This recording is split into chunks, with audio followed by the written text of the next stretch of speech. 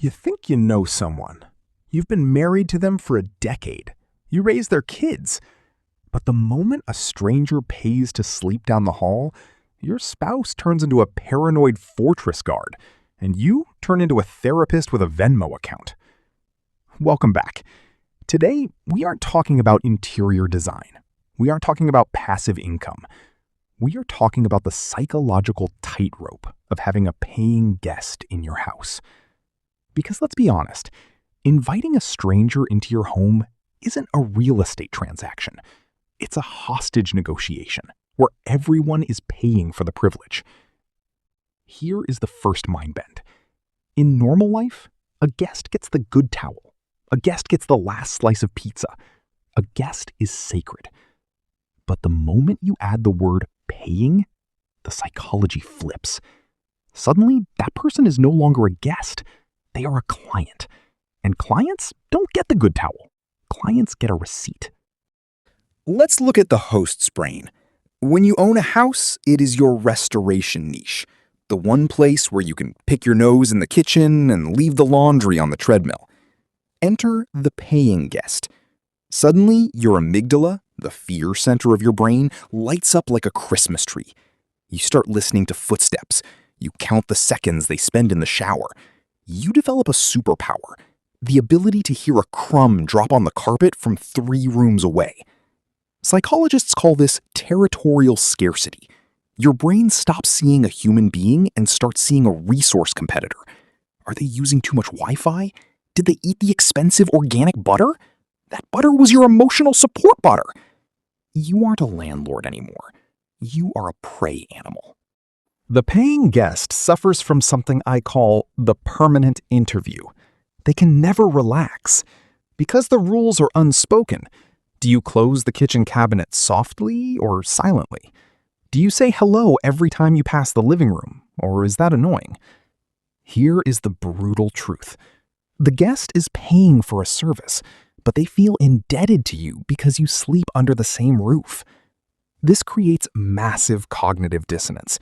They think, I am paying $800 a month, so technically I own the right to walk to the bathroom shirtless. But Sharon, the homeowner, just offered me a cup of tea, and now I feel like I owe her my firstborn child. Money doesn't buy freedom in a shared house.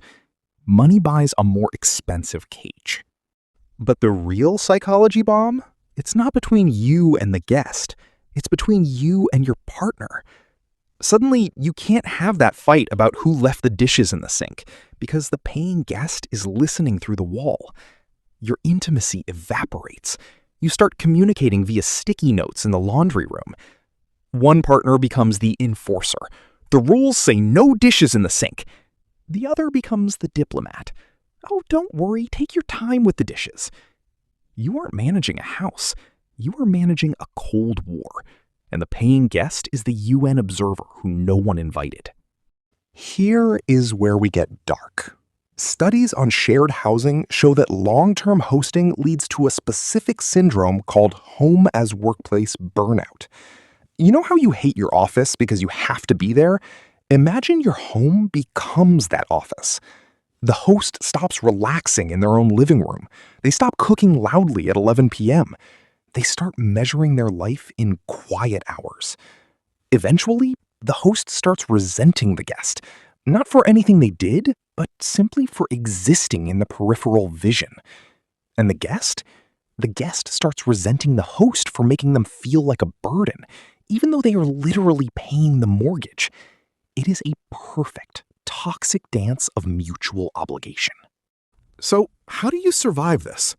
You need a psychological trick called role separation. When you walk into the shared kitchen, you are not family member. You are front desk staff. When the guest leaves, you take off the hat. You must kill the idea that this is a friendship. Friendship is voluntary. This is a contract. And for the guest, the trick is financial forgiveness. You paid the money, so you don't have to feel bad about existing. Use the butter, walk to the bathroom. You bought the ticket, take the ride.